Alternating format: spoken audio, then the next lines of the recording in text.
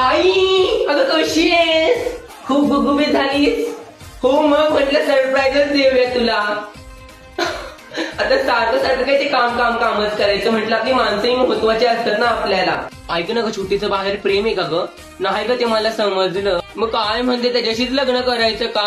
Okay okay ठीक आहे, पण तुम्ही एकत्र तिला ओरडू नका रे, ती घाबरून जाते. अशा सिच्युएशनला मुली पळूनही जातात बरं का. अरे गर्ल्स बॉय तुम्ही अशी शांत का बसले? साक्षी तू रडतेस का? दीदी तू नव्हतं, मला खूप बोर होत होता. लव मी बच्चा ओम नाही आला का रे? त्याला मला कॉल लावून दे. आता मग तू लगेच येतो मी. डान्स? अरे नाही मला डान्स नाही येत. अरे मला कुठे नेता? तू पण उठ. ओय, आता सगळेच उठा. ई वाव, काय चाललंय ना बरी व्हायचं नट्टा पट्टा. तुझं लग्न आणि मी येणार नाही, माझीच नजर नको लागायला.